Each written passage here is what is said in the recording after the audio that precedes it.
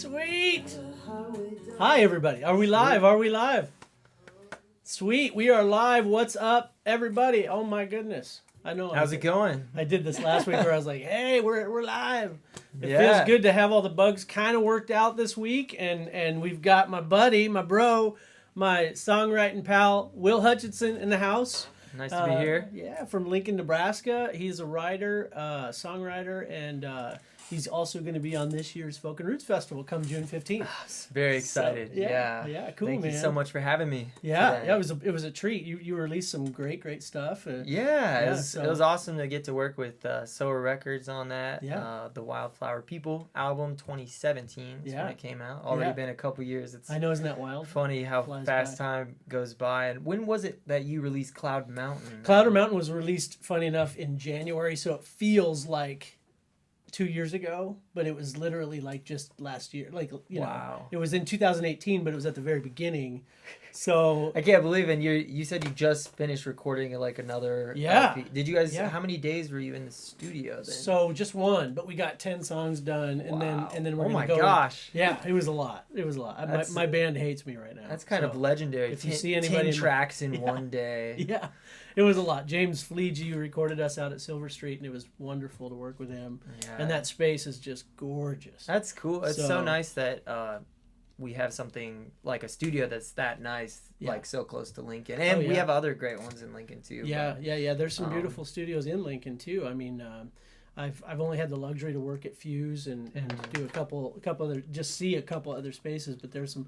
What's the one called that Andrea Von Campen recorded at? Roxy. I think is that the name of it now? I think it's maybe they changed it because I know that there's been some. Because I've heard good things about that. Yeah, they have that was one of the other spaces that was designed by the same guy that designed the Arc Studio in Omaha. ARC, yeah, cool. Yeah, so the Mike Mogus from all the Bright Eye Presto stuff. and Presto. So he had like this professional sound company that was like all about acoustics. Come design Arc, and Roxy had the same person design that. Oh, that's nice. Cool, man. Well, her albums sound unbelievable. Yeah. And she's also on the festival, Andrea Von Campen. We'll talk a little bit more about her, and maybe, if she allows us to, which I think she will, we'll maybe play a video of hers later. Oh, yeah. But yeah, we'll talk more about her. But it was a treat to record there, and we're not fully finished. I've got a few sparkles to add on it, but the new Riverhawks album will come out soon. But. Yeah, there's actually a music video of mine, the song that you were playing on the intro. Oh. Andrea and I are co-starring in. Oh, so nice. We can play that too. That works great. You guys work together. Yeah. She's that was not planned. That was the first time Andrea and I really did anything together. Oh, nice. We had worked at a church like as worship leaders on like different Sundays. Oh, cool. And so we had become like acquaintances, and I always thought she had a beautiful voice. So when I wrote this song, Wisteria, and we were going to shoot a music video, I was like, oh, how cool would it be if Andrea like sang harmonies on this song and then also co-starred in the video. Oh, yeah. And so our friend Alexander Jeffrey came out from, he lived down in Arkansas. I think he still lives in Arkansas. He moved recently, but came up and we shot 3 music videos in 2 days. Oh, I remember this. I do remember this now. Andrea is in one of them, and then a couple other girls that I knew from high school are in the other 2 videos. That's right. She played like the star of one of them, didn't she? Yeah. Like who? Andrea? Andrea. Yeah. It's like that's awesome. Yeah, the song's about like an old summer fling that ends at the end of the summer, and they part ways. Summer loving. Yeah, that's the exact chorus of it. Actually, that's funny. I've heard that song. That's a great song. Sold really well. Yeah, so that's cool, man. But, so you saw that? That's wonderful. But we didn't even plan that conversation. No, see, this is the beauty about this show is that as we progress. Last week you saw Brad Stewart on, and we went on some tangents. You know, so we might do that tonight. But it's nice to have Will in the studio here, and. I guess first and foremost, I want to thank the sponsors. If we could do that real quick. G&G Smoke Shop is a huge sponsor here in Lincoln that made this show possible. So I want to thank Joe and his crew, and they're a hard-working bunch. And also Legacy Retirement. Greg Joyce over there. And I think Greg's going to be on the show, as is Joe. So we're going to get both their businesses talked about a little more in depth in the coming weeks. So we're going to have some rotating guests and maybe fine-tune this thing so it can really be kind of like a talk show. Yeah, you know, where it's like... cool. Well, you already I don't have enough... You're pretty close. We're live on the air, folks. Right here. I think maybe you need one or two more plants. One or two more plants. And then it'll be an official talk show. This is the only fern I could find. So that's our baby fern. It's going to get bigger as the years go on. Talking about official things. So I had a show last weekend that was in a small town in northeastern Nebraska, and it was a great show, like warm response. They just made me feel at home, and there was a nice country gentleman that came up after one of my sets, and he was like, "Man, I just love your music so much. Like, this is just incredible. It's like the best. Like, you are honestly the best amateur I have ever seen." Oh no! And I was like, "No, it's good." I mean, those are some of the best compliments. I loved it because it's like, you know what? It's good to like think about things relatively, you know. And I don't expect to be the best in the world because that would be the. I think there's always somebody that can do something better than you know. You're the best pair of Chuck Taylors that have ever. I told Vanna that story, and he said that's been the goal of my career. To be the best, best amateur. Yeah. Vanna, he plays guitar with me, and he's just incredible guitarist. Spectacular string guy. He plays a lot of stuff, doesn't he? Play lap steel and all. He's gonna do some lap steel at the Folk Roots Festival. What is the instrument called? That it's Weizenborn. Weizenborn. Those are gorgeous. Yeah. And if you've ever seen a Weizenborn, they're shaped kind of oblong, almost like an Italian painting or something. Yeah. You know what I mean? Like they're beautiful. Gorgeous instrument. They're very similar. Someone that like hasn't seen one before, a lot of times they get confused for a dobro because they're played like the same way. You lay it on your lap. The strings are kind of high up, except something interesting about the Weizenborn is that the entire instrument is hollow from front all the way through the neck. Even the neck. Even the neck has like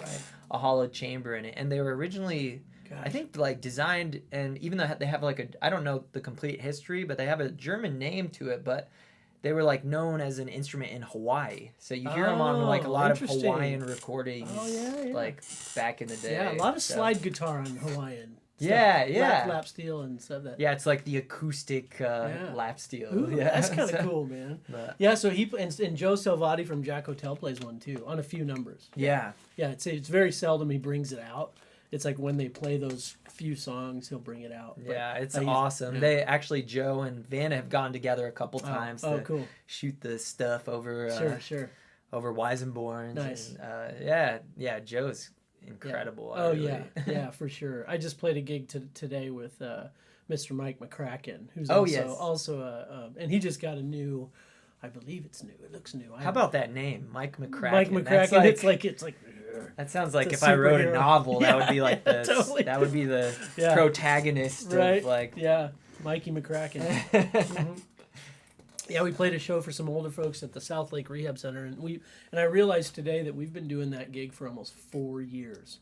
Wow. Yeah, and it's every month for 4 years. Isn't that amazing? Actually, last April at the Cornhusker was my 4-year anniversary too. Oh, really? So. Oh, cool. Yeah, man, look at you. That's pretty cool. So it's awesome when there's sweet. Places in Lincoln that are like continually on a monthly basis, like supporting local music. Yeah, for sure. And that's been just huge. That was actually the gig that got me into the mindset that maybe I could play music full time, which I had kind of started getting away. I felt so far away from music that I was almost.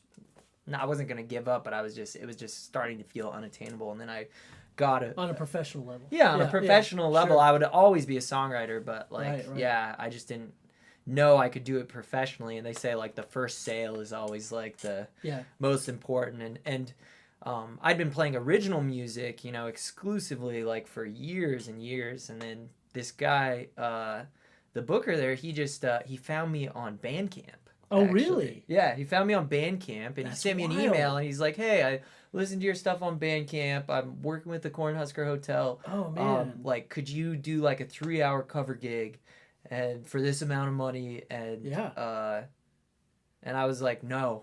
You said no? Well, I was like, I was like, no, I don't know any cover songs. I know like 3 Iron and Wine songs and like oh, no. and like a couple Beatles songs at that point. But Did he's you tell like, him you're the best amateur? and then he like called me, and then he's like, well, can we just talk on the phone? And then he really encouraged me. He was really? he's like, it's okay, you know, as long as you're getting better and you're like keep learning new songs and you're professional and show up on time, like. Whoa. Like, let's try it. Like, and he said, I like your voice, I like your sound, and so we've had a great relationship ever since. Yeah, that's incredible. Man. And so, like, I played this. It was like my first cover gig, but it you know, at the time I was working at a coffee shop making. This was before minimum wage went up, so I was making like $7.35 an hour. Oh wow! Jeez. You know, so I would work like 2 weeks. 30 hours a week and get a paycheck for like $385. Yeah. And so then I go and play one gig and it's like half a paycheck, you know? I'm like, maybe this is like attainable. Let's string together a few more. So that became like my gold standard after that gig. It made me realize in my head that, you know, my goal wasn't to be famous or make like $1 million playing music. It was like, okay, this seems attainable to make more money than I could working minimum wage. Right. Yeah. That's good. And so I worked really hard that whole year. I started adding more cover gigs, and within like a year and a half I was ready to leave the coffee shop. Wow. So, man, good for you. That's great. And I've been making just over minimum wage ever since. And it's you know, and it's sad though, because I mean a lot of young songwriters that are scared of that. You know, to take this leap into the money-making world of music. And a lot of kids, you know, younger, and I say kids loosely, a lot of them are grown adults. And you know, and the problem I've noticed is that they don't put a price tag on their art. And so they'll say, venue will say, how much are you to play tonight? Oh, yeah. And they'll say, I think, well, how's $50? But, okay, so then you tell them $50, they're probably like, oh, they're a $50 band. Yeah. But if you tell them $400, absolutely, then all of a sudden in their eyes, your quality is gone too, because you know. And I'm just being hypothetical with this situation because it happens. I've heard it a lot. Running a record label and working with songwriters, I'm like, no, like, how do you know? Yeah, everybody's like, oh, how do I charge? I'm having so much. They think because they're having so much fun doing it, that how could they? Yeah. And I still kind of feel that I still have that problem with my original music, kind of, because I'm like, this is just my art. Like, I don't know how I can charge, like, you know, but. And that was something when I played the cover gig that I was like able to detach myself from the art and be like, okay, well, I'm like providing a service. Yeah. Like, if you're asking me to play Margaritaville, like, this is definitely work. Like, no, but I mean, nothing's wrong with Margaritaville. I'd love to play it at your party, but and he's also made but a lot it's of money. also a song that, you know, has been played about 1 million times. Sure. It's not that it's a bad song. It's just, you know, anytime you're providing music that someone else specifically wants. Yeah. I always go back to Blue Man Group. Have you seen the show Blue Man Group? Oh, yeah. So I've seen it a billion times. It's one of my favorite shows. Every time I'm in a city that has it, we have to go. Yeah. And in Chicago, or in New York, actually, when I saw it there, they put my head in the jelly mold. Do you remember that during the show? They put the guy's head. Oh, you know, the last time I saw the Blue Man Group, I think I was about 7 years old. Oh, okay. Anyway, so they have a bit during the show to where they, you know, they spin this canvas and spit on it, and it makes this great little design. Whoa. You know, and they hold it up with their big eyes and everything. But then he puts it on a pedestal and he flips this lid, and it's like, and it says like $35,000.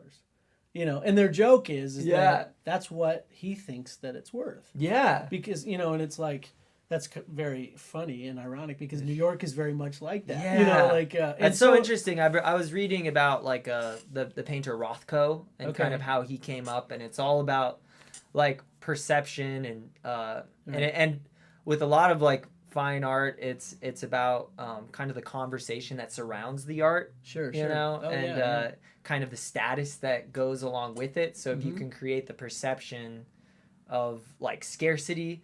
And actually, one of the best books that I've ever read, going back just a little bit to the like how to charge as an artist, right? Yeah. Was actually The Wealth of Nations. Have you read that book? No, I have not. It's about 300 years old. It's by this guy Adam Smith. He's like the godfather of the book is 300 years old. Yeah, of really? Capitalism, and he basically talks about economics for like 1,400 pages. It's a really long book, and I read it for a couple years. Like every time I wanted to go to sleep at night, I would pick it up, read a couple pages, and then I'd conk out. But anyways, one of the things that he said in the book is, certain services that you provide that you're not able to provide as frequently, or things that are just talked about, scarcity and stuff. So it kind of gave me the idea that, okay, how much should I charge once I started playing? And I was like, okay, well, what is like a livable wage in the United States? And what's like the minimum that I can make? Sure. And so I was like, okay, say it's like $18,000 is like the minimum that I could like live on. Wow. And then I took how many, days are there in a year, and how many days could I conceivably play a show, right? And I said, well, most likely, especially this first year, there's like, 52 weeks in a year. And if I'm lucky, I'll probably have 3 or 4 gigs a month, And so then I multiplied like 4 times 12. Guys, listen up. If you're a musician that's coming up in the ranks. And that's basically 36 shows a year. So then you just divide 36 by 18,000, and that gives you what your livable wage is. Your magic number, yeah. And then it's not like, any business that doesn't at least like break even nonprofits have to make exactly what they spend. Right. So if you figure what's the minimum you can make and still do art for a living, like that, you can break down the numbers like that. And I think at the time, with the numbers that I'd figured out, I figured out that I needed to average about like $350 a gig or something. Yeah. And so that's what I started aspiring towards. An obtainable amount, yeah. Yeah, an obtainable amount. And then, if I booked extra shows on weeknights, I could make the cost a little bit less.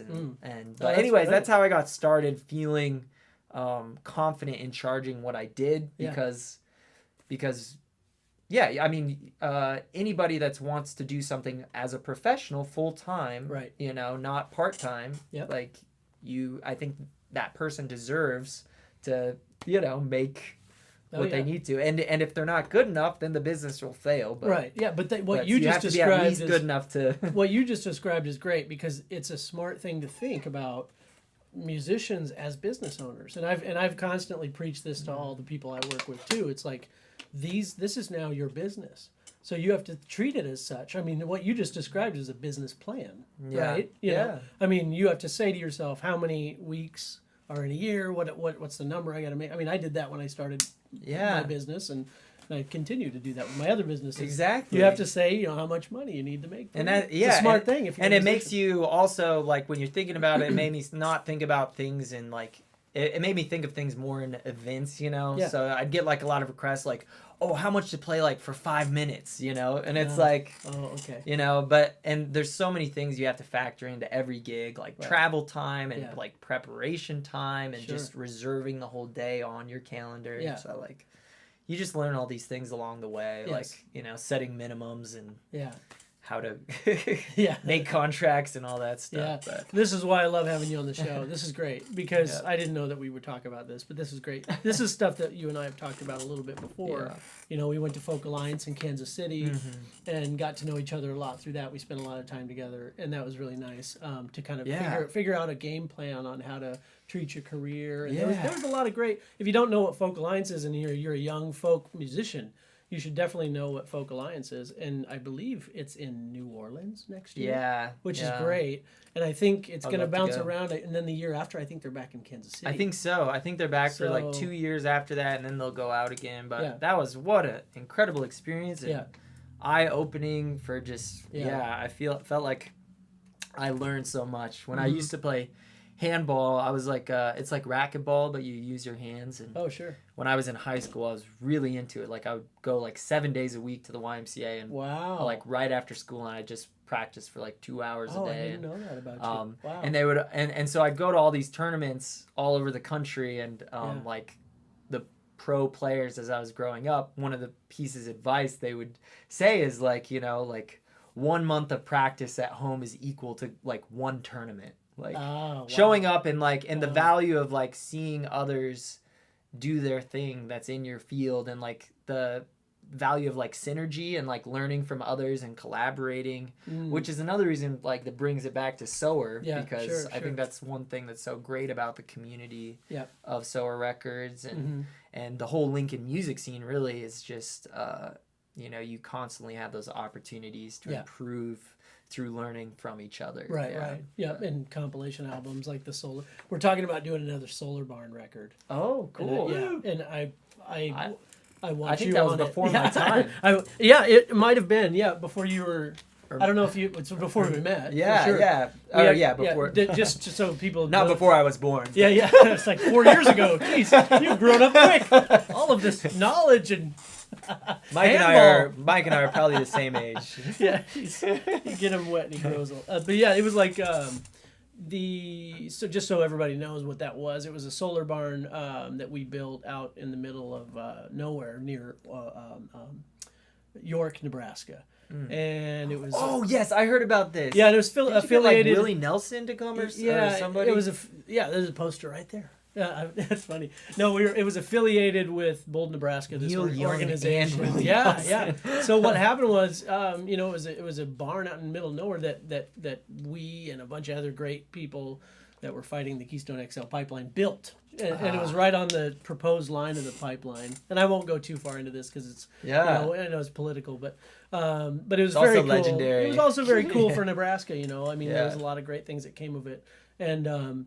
We ended up, I said, well, we're driving away. We can't just not do anything with the barn. What if we recorded an album powered by the sun in the barn? Oh, wow. And so a few weeks later, I accumulated 10 amazing bands, all Nebraska bands, and we took them out there and recorded. That's such a cool idea. Yeah, and so now we're talking about doing a number 2, which is really cool. Is that barn still out there? It's still out there, yeah. Yeah, it's still out there, and it just whose land is it on? Is it? I'm gonna forget their name, but I'll tell you later. I forget their family. It's a family that owns the land, and that they gave up that plot of area on the cornfield to build the land. I'm like trying to picture this thing. I picture this like spaceship that looks like a guitar. Yeah, it's a good sized barn too. I mean, it's like it has an upstairs and a downstairs and just a beautiful staircase going up, and So you basically outfitted an old existing barn. Oh, no, right? It was built from scratch. Oh, whoa. Yeah, straight up. It was an empty field when we showed up. Yeah. So, and a guy named Phil Yoakum was a brain behind a lot of it, and Bold, Nebraska obviously had a huge hand in it. But it was incredible. I'll show you a picture. Oh, you got a picture? Yeah, let's see it. You got a picture of the barn there? You can't see it, but I can. Yeah. Oh, I can't. Yeah. I'll look it up later. What was the name of the family that owned that land? I'm trying to remember. This is All Press Ranch. That might have been the name of their ranch, All Press. But the name of the family, if you said it, I would know it. But maybe I'll. Steskels. Diana and Terry. Steskels. That might have been one of the families. That's not the one I'm thinking of, though. Barn. Yeah. Anyway, but it was a very cool thing, and then we kind of just were sitting around going, "Well, we got this record. What if Neil Young played the CD release party?" And and people were like, "That's not going to happen." And I'm like, "Well, let's see. Let's." You don't know if you don't. Yeah, ask. That's right. Yeah. And so there was a bunch of people reached out to Neil Young's camp, and a farmer near York went up and met him in Washington. That's so cool. Kind of just because Neil has his own ranch too. So and Willie probably does. Oh yeah, too, yeah. And so they were just gung ho about it. They said, I'll do it, and then I'll bring my friend Willie. And they brought Lucas Nelson, who I'm trying to get on Folk and Roots next year. Oh wow. Who's incredible. If you don't know Lucas Nelson, he's incredible. And a guy named Frank Waln, who is this native rapper, which was incredible to see. And it was just a beautiful day. And Jack Hotel and the Bottle Tops opened, and Root Marm Chicken Farm got to play, and everybody. It was just beautiful deal. 9,000 people in the middle of a cornfield. Oh my gosh! Yeah, so what a great. Really put the highlight on it. Put a microscope on it. And became a national. I was on the press conference with Willie and Neil, and being interviewed by like the New York Times and the Chicago Tribune and all. I think the London. Isn't that interesting? I feel like like when you come up with a really good idea or something that's really impactful, it just kind of snowballs really quickly, you know. And that, I feel like that happens with really good albums, you know. Sometimes there'll just be an album that just like takes off, right? You know, or they'll just like an idea, you know. I don't want to give Facebook a ton of credit right now, but Facebook's another idea that was just like, it seemed like something that just exploded. You know? Incredible. But there was a ton of people involved. Here, Nebraska was involved, and they were really on their game at that time and like doing great stuff. And then Bold, Nebraska was doing great stuff. So there was a ton of people involved, not just me. It was not. Just it wasn't my idea, you know. But it was. I was definitely a part of it. And it was nice to be a part of something like that and just kind of believe in keeping the water in Nebraska clean. Yeah. And saying that's an important thing. It's a very important thing. That you know, that's if we do away with our aquifer, we are screwed. Yeah, you got to hold the line, and to all the other states up and down the entire United States through the Midwest, that Oklahoma down to Texas and everything. Yeah, so it's I don't know where the current basically from where it stands right now. From my understanding, with the pipeline. The north and the south are the Nebraska is basically the stronghold. And I know our camera guy Rhett, he's a big knowledgeable fellow on this too. But you know, we won't get too political. Yeah, it's a wacky deal. But you know, the bottom line of it is that you know. We want clean water is not a not that's a life thing. It's not necessarily a political thing. Yeah. Okay. Perfect. Yeah. Yeah. You know. Wow. Has it really been that long? Okay. Awesome. But yeah, thanks for tuning in, you guys. This has been really cool. I tell you what. Let's get off that topic. But I really want to highlight your music. Oh, okay. And can we play one of their songs? Maybe even the video of you and Andrea. Yeah, you could play the Wisteria video. That'd be great. Yeah, that'd actually be a good one. It's a really great video. Awesome. Yeah, that'd be very cool. And I think that might be it. So, is it up on their? It is. Okay. So you can director's commentary during this. Yeah. Okay. Yeah, but you probably. I can't really see what's going on, so I'm not going to talk too much. Just enjoy it. In an 81 Mustang, reveling down the road. Eyes were big as the moon on the hill. It's awesome. She took his arm and said, "Come with me. I want to show you." Cherry pie. That's awesome. I never shared. I wanna know you like a bird knows the air on the summer's night. Still innocent, not completely. In the fiery morning, he made love with her briefly. On the rusting ladder, wisteria fallen. She hugged him closely over the silken meadow. I wanna show you a world I never shared. I wanna know Sounds great. like a bird knows the air. Turned out really well. On summer's night, on this summer's night.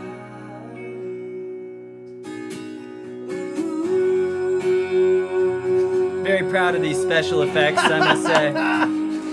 Some green screen action there. That's awesome. Could do a little Mystery Science Theater on this. Yeah. Yeah. Toes are heavy down. Though love is strong, so is the young. Man, you look so young. Your hair's different. Yeah. I wanna show you a world I never shared. I wanna know you like a bird knows the air on this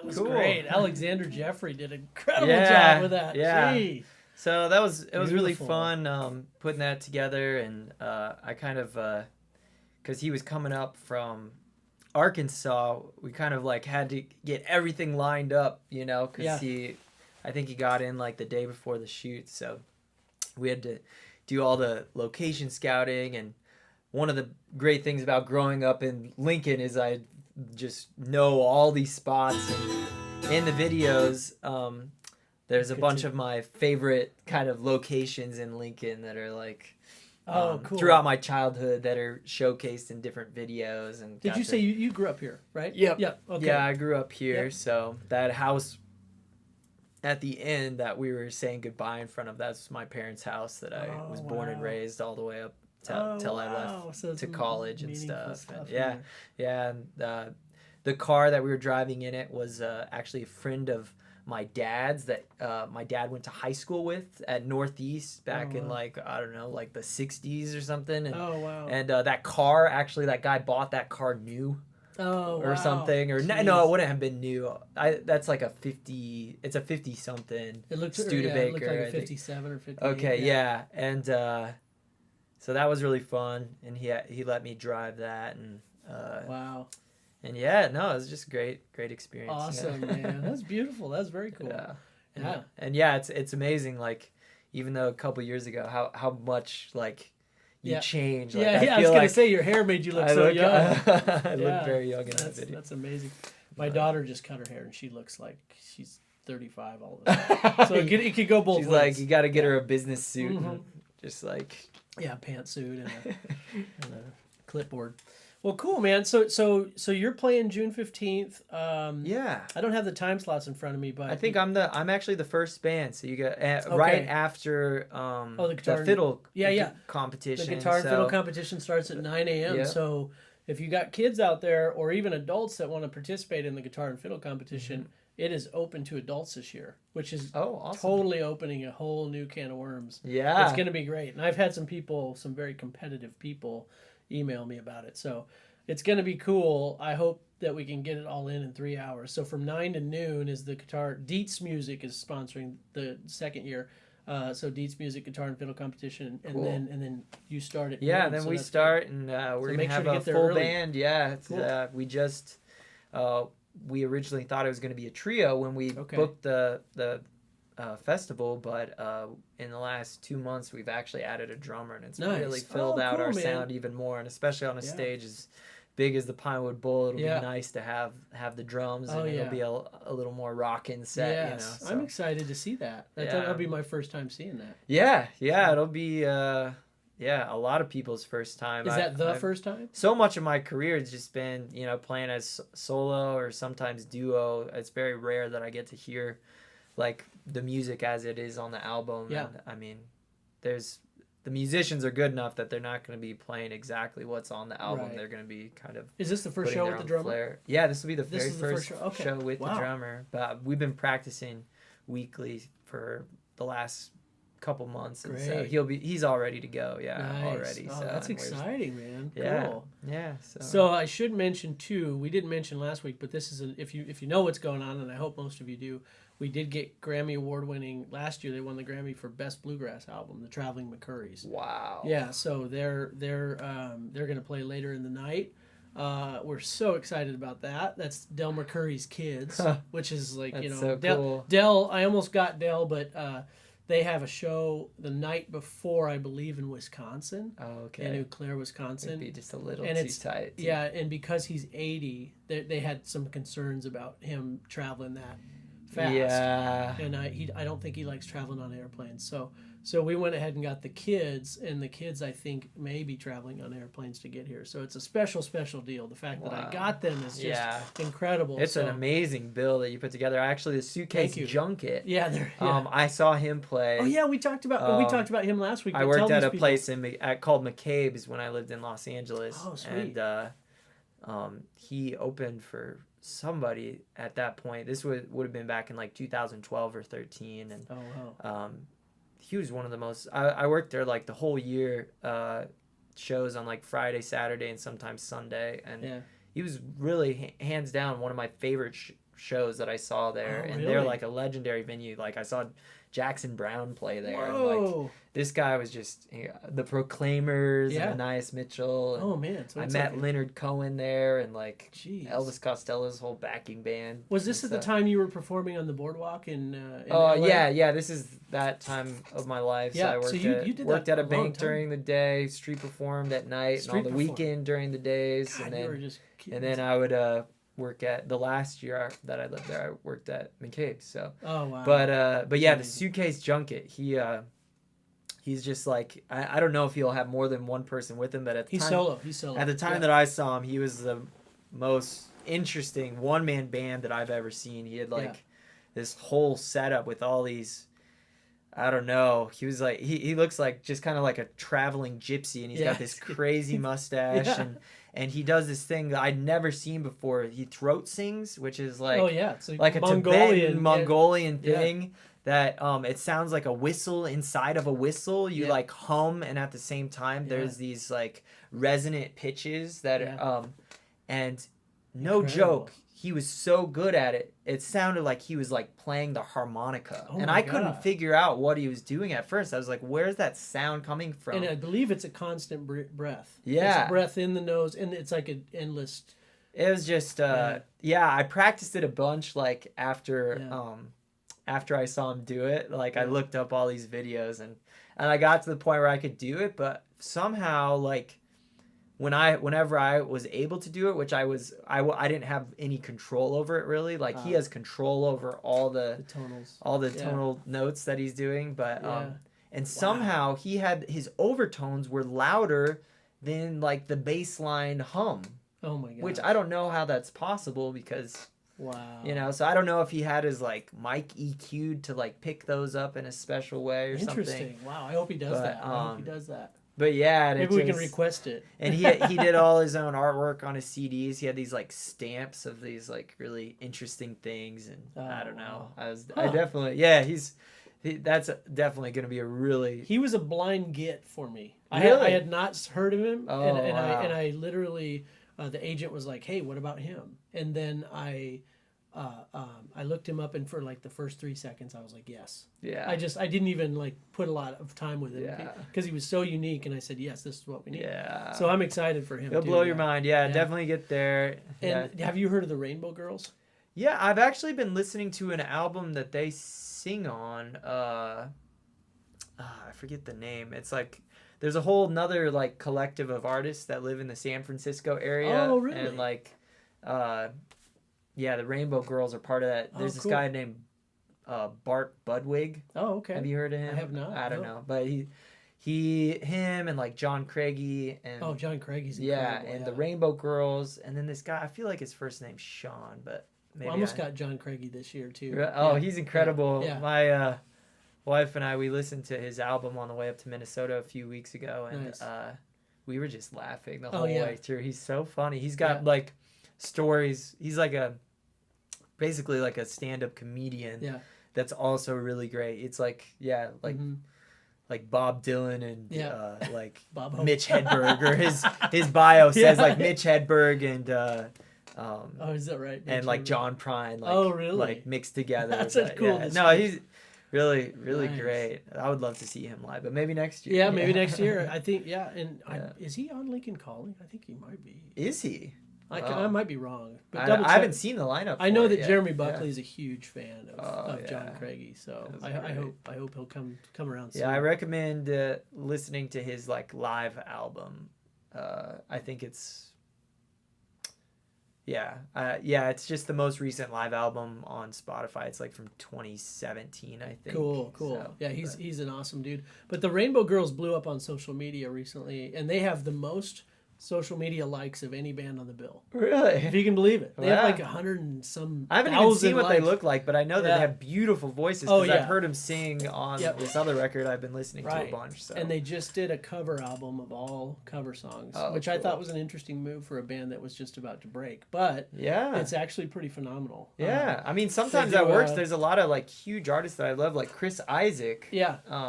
Like a lot of his albums are Yeah. majority cover songs, you know. Oh, yeah, and yeah, he'll sure. have like a handful of originals on each one, but there's a lot of covers. I heard he's playing in Omaha this summer. Oh, really? Yeah, I'd love to see him. Some park gig. Yeah, that was just announced the other day. Oh, So that's awesome. Check out the Rainbow Girls if you haven't. Yeah. And I know they do a killer version of Down Home by the old Crow Medicine Show. Cool. Yeah, that's Yeah, awesome I'm gonna fun. have to listen to them a lot more. I like their own original stuff. Yeah, it's wonderful.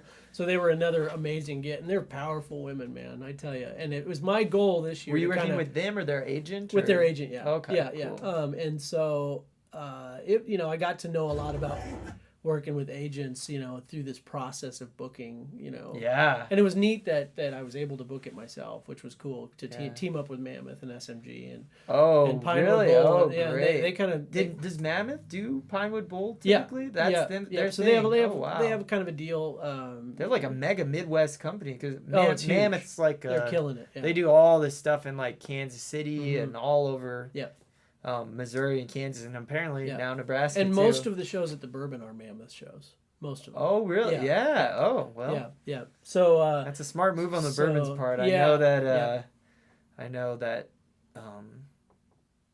because 1% Productions is in Omaha. So Yeah. I know that's been a challenge for Yeah. some Lincoln venues because there's this big Yep. production company in Omaha called 1% Yeah, that like they do huge basically shows. has had a monopoly apparently on like the whole scene and so that's why now there's another company that's Yeah. even bigger, I guess. bigger, that's yeah, like yeah. coming in. And I heard Mammoth is doing 300 shows this year, Yeah. and Oh. they're all like massive, Wow. massive. So my little Folk and Roots Festival, Yeah. I say that even though it's at Pinewood, it's Yeah. very little considering what they normally do. It's pretty cool. There's So- like a whole nother world, like that whole agency world. Oh, It's yeah. like this there's like this veil of like Mhm. this like industry community of like Mhm. agents and managers that Oh, like yeah. it's a pretty small world, I think. Yeah, it's bonkers. Um, It's very weird. I had some agents hang up on me. Yeah. Because they just if it's weird. It's like they don't Yeah. get that you might be calling back in 3 months to book for next year. Oh And, yeah. and it's like you Yeah, just burnt no, that bridge, so yeah, it's weird. and it's interesting. There was an agent that I met at the Folk Alliance, right? Oh, He yeah. actually did like a keynote talk, and then after cool. the keynote, typically people can go up and talk to the agent. Yeah. This agent, I just went up to ask him a question, and I didn't even get like one word out of my mouth, and he said, "What are you doing talking to me? You're not ready to talk to me. Oh. Like, don't even like get away from me." Oh, Like he was wow. just so Yeah. rude. He was one of the most rude people I've ever Oh met my in my God. life, and I was like, I wish I was better. Wow, I was like, yeah. I'm like so affected by this. I'm probably gonna block it from my memory, but I hope I remember you because Yeah, Truman if I ever Capote, come in yeah. contact Yeah. with you again, like in a professional sense, I don't want to work with you. But Wow, man. but, yeah. It's always good to be a good person, no matter but what. yeah, you do. yeah, I was surprised, Yeah. especially he was just like That's wild. But when I worked at the Lead Center temporarily, Oh, cool. and so I was like worked as the assistant to the executive director while his real assistant was on maternity leave. Oh, wow. And so it happened to be at the point of the year when he was like getting ready to go to this like one of the biggest booking conferences in New York City. Oh, man. And so I was in charge of like booking him meetings with like the biggest agents in like the country. Like the Lead Center is one of the top 100 performing arts centers in like the world. For sure. So it was pretty crazy, like being this like low totem pole musician and calling these like this is like Beyonce's like agent and stuff, and having them being like super excited to talk to me, like, oh yeah, let me let's set up a time. Let's see what's your schedule like when are you available? And it's like That's amazing. And that was That is a cool awesome. experience. Let me ask, what But- was your favorite show that you've ever seen at the Lead Center? I really liked the show Once. Oh, okay. Cool. Yeah. Oh, yeah, that was great. Yeah, I was from really- did it have the actual people from the movie? No, I didn't have what's his name? Glenn Hansard was Yeah, the guy that wrote the songs, but the guy that was playing his part was like He was just as good. Just as He was good. incredible. It was That was a like great Broadway movie. level. That was a great movie. And Now is that Glenn Hansard? Hansard. Hansard. So Glenn Yeah. Hansard was in, I believe he was in the movie The Commitments. Do you remember Oh. that old movie? Was it Maybe. called The Commitments? I believe it I was. mean, he's a pretty good Yeah, actor. I wouldn't be surprised. Yeah, I believe he was in that. Yeah. Yeah. Anyway, that was another great movie. My favorite thing I ever saw at the Lead Center. I was just I was in third or fourth year in college. I saw BB King. Oh. And you wouldn't think that, like, you know, okay, BB King, yeah, or the cliche, it's like seeing it, or Clapton, okay, whatever. Of course it was good. But there was a moment during that show, and it was so intimate, because the Lead Center can feel very intimate, even though it's quite large. Yes. There was a moment in that show when he was playing Thrill Is Gone that he went into this lead, and it literally, to this day, I still can remember it. It was so, like, like tangible. And it was just the whole crowd just lifted. And it was the most amazing. It's like a spiritual experience. It was. Everything around me was just gone. Certain. Yeah, and I wasn't on anything. Not that I remember. Yeah, right. Not that I remember. Yeah. No, I wasn't. But my mom bought us tickets. My girlfriend at the time, now wife, my mom bought us tickets and said, "Here you go." That's incredible. I think BB King's is it BB King? That's the one that he like. I think it is BB King that wherever he goes, he does not bring a backing band with him. He'll just like hire guys in the town. And so I would say no. I think BB King has a band. Okay. Yeah, I'm pretty sure he has a band. But there are guys like that. No, Rufus Thomas used to do that. There's the 60s. Man, what's the? Yeah, not BB King. There's another like legend, like top of this game blues guy that does do that. Sure. But he was like notorious for just like hiring bands when he come in. And sometimes they'd be like better than others. Oh yeah. And then, but sure enough, he would always get a guitarist that would like try to out BB King. Or whatever. No. No. Well, who's the guy that sang Tutti Frutti? Chuck Berry. Chuck Berry's the one that he does that. He's the one that he would. His songs are easy enough too. He would hire, wherever he'd go, he'd just be like, you know, and basically the only rehearsal they'd do, he'd say, when I put my foot down the first time, we start the song, and when I put the foot down again, we stop the song. And there would always be people that would try to out Barry, Chuck Berry, and like, and you can't. You're not gonna out Barry. Chuck Berry. You're not gonna do that. No way. Yeah. That's hilarious. That makes sense though. Yeah. To me, Chuck Berry, because he would be a single solo guy. I could see him. Yeah. Yeah, but back in the '60s though, my dad used to bring in stars, like larger stars like that. So he brought in Rufus Thomas, who sang "Walking the Dog" to the Zoo Bar. No. He would bring him in like ballrooms. Oh, okay. And they were smart about it. Like their band would bring in people, and they would be like, "Hey, it's $2 at the door," and like 1,000 kids would show up. Wow. So they'd make $2,000. And which back then is a lot of money. This is like, this is like 19-year-old, 20-year-old kids, and they would pay the lead star $500, and they'd be sitting with $1,500, and they might have like a rental fee for the ballroom that was like $300 or $400. Yeah, but they would walk away with that much money. Yeah, and so it was a smart thing. But then it also was cool because they got that exposure, which kind of is what Folk and Roots is doing. Yeah, you know? well, I mean, it worked. I mean, they were able to reinvest it because your dad like band ended up being like professional musicians. Oh, for sure. Like, and that's how they kind of met, through Rufus Thomas and guys like Dickie Lee came to town one time, and Dickie Lee wrote "She Thinks I Still Care." You remember that song?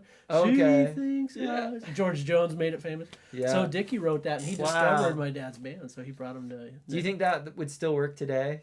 I think so. I mean, legendary bands. Well, even the Lead Center. I mean, they hire people and they'll pay a guarantee. Yeah. And it's all in the negotiating process, right. And sometimes it'll be a guarantee plus a percentage of the door or something. Well, sure. I mean, Daryl Scott, we brought him to town. Same thing. Yeah. And he was on stage with everybody. Yeah. And I was talking. A lot of people talked to him afterwards. You never know. Yeah. You know, and Hope Dunbar. It definitely shows like the power of marketing because. Yeah. Because, I mean, even big artists, you know, if nobody knows about the show, nobody's going to be there. I've seen, when I lived in LA, I've seen, like, amazing people that nobody were at the show, you know? Like, totally. Ingrid Michaelson, before she got on, like, the iTunes commercial, she always talked about how she would play for, like, her mom and, like, 2 friends, like, at the Hotel Cafe. Oh, yeah. For, like, years. And, like, you know. Days. But the marketing, like... You know, if you know how to market, like you sold out the Playmore Ballroom, right? It was close, or you almost filled it for the CD and it's because party, you know you did all the right things to make sure that was my very first time understanding how to put a show on. Like you get sponsors. Yeah. People thought it was crazy. They're like, "What do you mean you got a sponsor for that?" I'm like, "Yeah, actually." So I came in at zero balance. It was incredible. There's it's crazy. There's a saying. Oh gosh, what was I gonna say? I totally lost. Oh, that's okay. Yeah, no, it's like, but no, I think Hope So we haven't mentioned Hope Dunbar's name. Oh yeah, she's gonna have a band. I've never seen her with a band. She's gonna be playing at Folk and Roots too. She is a Nebraska songwriter who is, in my eyes, kind of blown up. She's doing some really great stuff, and she had Daryl Scott play on her last record. Really? Yeah. So wow, because they have I think Daryl married a gal from Hastings. Oh. So Daryl plays the Lark listening room in Hastings all the time. And I think that's when I first saw Hope open for him. Oh. And I said, God, who is this woman? She is incredible. And she's also playing Folk and Roots. I'm really excited. Yeah, she's great. So, I've kind of known her. She was one of the first like female singer-songwriters that I met when I moved back to Lincoln. And, yeah, super nice too. Yeah, she's just a real student of her craft for songwriting, and she's for sure. She's prolific, and she crafts these beautiful songs. You know, she's a mother too, which I think she's is a mother. Yeah, she'll wake up in the morning with her hair just like, it looks like she's in Flock of Seagulls or something. And she just got out of bed, and she's like, you can tell she just pushed her kids out the door, and then she just turns on Facebook Live and starts singing. And it's like the coolest thing. You can you can like see, that she cool clearly just woke up. It's so crazy. I love her though for that. That she just like has no. And she's been going to the Folk Alliance for years. Yeah. She turned me onto it. Yeah. Okay. Otherwise, I wouldn't have known about it. Yeah. It's incredible. I mean, I would love to just go to that every year from. I know. When we went onwards. I know that was in Canada last year, and we just couldn't afford that was a little far. Yeah. It was, But anyway, I do want to mention this amazing table by a guy named Jim Nemmers. Can you guys see this table at all? So this table has 45 vinyls inside of a lacquer on top of it. And Jim built this for me, and he's just a cool dude. And he also builds what's called nemis, which are like wood drums, and they're kind of like cajones and all kinds of different wood drums. He's a local guy. This like out of nowhere local guy, but I do want to mention if he's watching, hi Jim, thank you so much. Your table's amazing. I've had this table for about 4 years now, and I just love it. It's cool. Awesome. It's cool. Yeah, and he makes them for people, and they're really built like tanks. It weighs a lot. But yeah, he lacquers them up and puts these 45s. We've got Billy Joel, My Life, Horse with No Name, the Eagles, Witchy Woman, American Pie, some George Harrison. Yeah, he'll do whatever you want, man. It's a cool piece. So, but anyway, I thought I'd mention that because he was watching last week. He's like, "You didn't show my table," and I was like, "Oh man, I'm so sorry." There, yeah. Yeah, but anyway, you got anything else for us, man? I'm so excited to have you it's on just been a great year of music so far. I'm really excited to get out there with the band at the Folk and Roots Festival. Bookings are just going great for the year, so I'm staying really busy. And awesome. Been writing a lot, and it's just kind of once you're in the music thing, it's just kind of you just keep doing the music thing, and you learn. There's always something new to learn. You are like the definition of perseverance, and I won't go into it, but you've gone through a lot of personal stuff. Oh yeah, and it's just incredible what you've and health reasons. Yeah, but I tell you, man, you are a true inspiration Thanks, to man. Nearly every songwriter in Nebraska, and I know that for a fact. Wow, you are. You Thanks, really man. are. Yeah, I mean, there's just so many like amazing songwriters in Nebraska that I'm just like so honored to be part of the community, and every time that I'm like included in some cool festival Folk and Roots, or like get to go hang out with the KZUM folks, or like just get to play a show at the Zoo Bar or something, I just feel so lucky to like be able to like play music with all these, because there's so many talented people in Lincoln. I love like the music in Nebraska so much because I don't know, there's just so much heart in it, and when I lived in Los Angeles, there's definitely music with heart out there too, but there's like a lot of people that are like taking the product aspect of music a little too far, and that they're just trying to like get famous, want the end prize, and every year at like Lincoln Expose, I'm like reminded when I go out and see all these bands that they're like playing every week together in their basements, Yeah. and they're just making this incredible music that's just like straight from the heart. It's not trying to like fit into a mold. It's not trying to sound something. It's just like the music that turns them on and they love. And I just love that about the Lincoln music scene. I got to shout out to Spencer Munson too. Yeah, for sure, man. He's killing it. You know, and Jeremy Buckley, they've done a lot with the Lincoln Exposed over the years. And I think that's a really special time of year. It is, for sure. As well. But so Lincoln Exposed and Lincoln Calling, it's kind of the flip-flop of the seasons. Yeah, it is. Really cool. And Lincoln Calling's great too. And that's incredible what that's turning into as well. Huge. I mean, it's like it's like a miniature South by Southwest now. So but it really is like a symbolic thing. I mean, if we embrace each other and really work with each other and be kind to each other, that's what makes this scene what it is. It didn't happen to me in Chicago, man. I tell you what, like working with other bands in Chicago was difficult. Yeah. Because everybody had this like block to them. Yeah. Like, yeah, you're cool, but stay on your side of the fence. Yeah. But here it was just like, hey, let's play a show sometime. Yeah. And it could have been a punk band and you're a folk band and nobody cared. Yeah. It was like, let's do it. Yeah, there's like competitive music markets and then there's like collaborative music markets. Yeah. And I think it's like the concept of like scarcity and abundance. Yeah. And I think like some mindsets are there's only so much work to go around, or there's only so much music people can listen to. So like all these other people are my competitors. And then there's other people that think that there's an abundance of everything, and the more one person succeeds, the more it helps everyone around them. And I much prefer the abundance mindset in the community. So I definitely, you know, there's always, you know, faults and mistakes, but like overall, that's my goal at least to have that feeling of abundance and nurture just positive vibes within the Lincoln music 100%, scene. man. So, well, I can't thank you enough for being on. You are just a treat. Thanks so much and for man, having I could me. talk to you for days. Yeah, you too. And I know this show's been a lot longer than we had planned, but it's because we have so much to talk about. Yeah, so let's do this again. Do it again for sure. Let's do it again. We'll take more tangents. This is episode 2, guys. So make sure to share it around. If you watch it later, make sure to share it with your friends. And I'm going to start a YouTube channel here soon with all these archived. So this is number 2. So June 15th, make sure to buy your tickets. A big shout out again to Pinewood Bowl, Pinnacle Bank Arena, SMG Mammoth, of course. Red Rebel Media is a sponsor of this as well. But also check out the big sponsors, G&G Smoke Shop and Legacy Retirement Community. Greg Joyce over there is a valued community member, and so is Joe Frost. Those guys are awesome. So thank you so much for giving, and thank you so much for being a part of it. And love your community. Nebraska Roots Live, episode number 2. See you guys. Cheers. Take care. Have a good night. Cool. Awesome, man. Thanks. Cool. Yeah. Thanks for being on. Yeah, that was fun. Cool. That was really fun. Yeah, man, I could talk to you for days. Yeah, we'll have to do it again sometime. Yeah, please. I